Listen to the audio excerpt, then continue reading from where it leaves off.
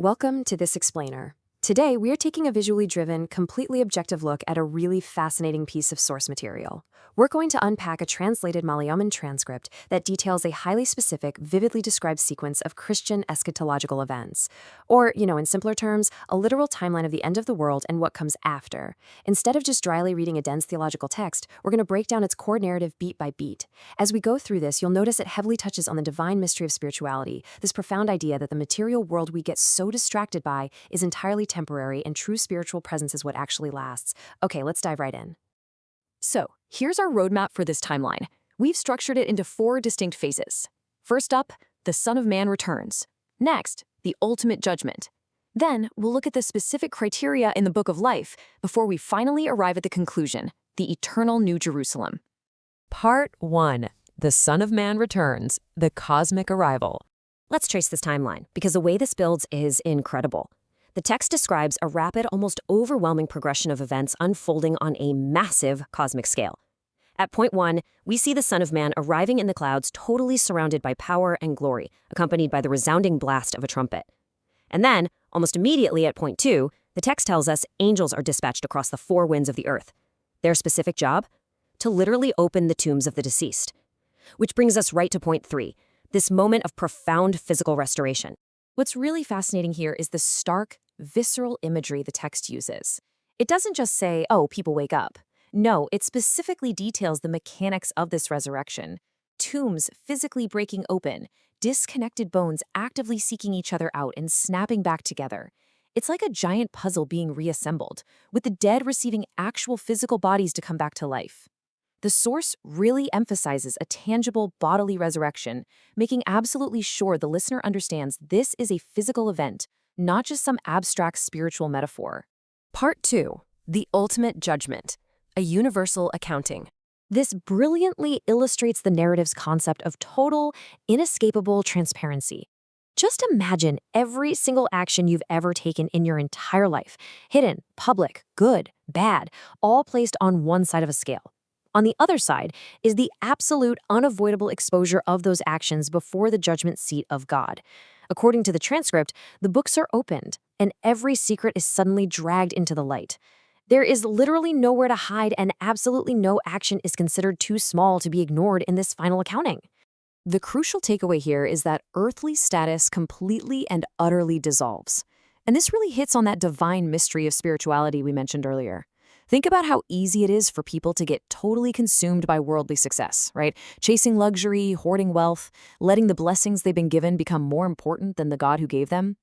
Well, the text explicitly states that the small and the great will stand exactly alike before the throne. It doesn't matter if you were a billionaire CEO or someone living on the streets. In the face of this ultimate judgment, all human hierarchies are flattened. Everyone is rendered entirely equal. Part 3. The Book of Life. Eternal Destinies. The source refers to this specific registry as the Book of Life. It's defined as a heavenly record, and its function is absolute. Whose names are written in this book dictates 2 radically divergent outcomes: entry into a blissful paradise or being cast into an unquenchable fire. It is the ultimate dividing line for all of humanity in this prophetic sequence. So, how exactly does one's name get into this book? The text is highly specific, and this is where it gets super interesting. It doesn't just ask for passive belief, it demands radical, selfless action. It highlights people who actively supported the brokenhearted, individuals who helped spread the gospel even when they were trapped in poverty themselves, those who actually cared for orphans and the poor, and those who faced ultimate martyrdom. It paints a picture of a faith proven through charity and resilience, choosing spiritual wealth over material comfort. The transcript draws a razor-sharp, uncompromising contrast between these 2 destinies. For those whose names are missing, the text uses intense, traditional apocalyptic language, unquenchable fire, and undying worms.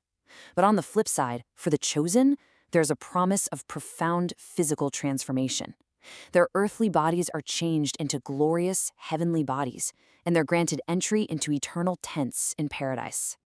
Part 4. The eternal New Jerusalem, the final state. After the judgment is finalized, the source text shifts its tone entirely. We reach the emotional peak of this entire timeline right here. The text explicitly declares the complete eradication of earthly suffering. No more sorrow, pain, crying, or mourning. It even notes that enmity and hatred are just gone. The phrase "old things have passed away" acts as a definitive curtain drop on the human condition as we know it, replacing it with pure joy and peace. And the environment they step into? It's described in mesmerizing detail. The architectural descriptions are just stunning. A holy city descending from heaven. The text paints a picture of walls built with precious stones and vibrant sunflowers, a city constructed entirely out of pure gold, and gates formed from single, massive pearls. And perhaps the most striking detail is the lighting. The text notes there is absolutely no need for the sun or the moon, because the city is illuminated entirely by the glory of God. Right in the center of this golden city, the text highlights this final, beautiful image. A river of the water of life flowing directly from the throne, with the tree of life sitting right alongside it. This brilliantly illustrates the ultimate restoration of humanity. It actually echoes those ancient biblical themes of Eden right at the narrative's conclusion, signaling that the separation between humanity and eternal life has been permanently bridged. As we wrap up this incredibly dense, visually spectacular theological timeline, we really have to step back and ask a vital question. What is the core takeaway meant to be for the audience? Beneath all the vivid imagery of trumpets, golden cities, and heavenly books, what is the anchor of this entire message?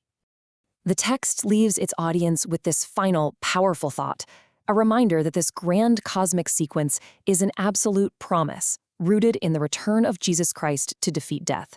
But it leaves us as objective readers with a lingering spiritual question.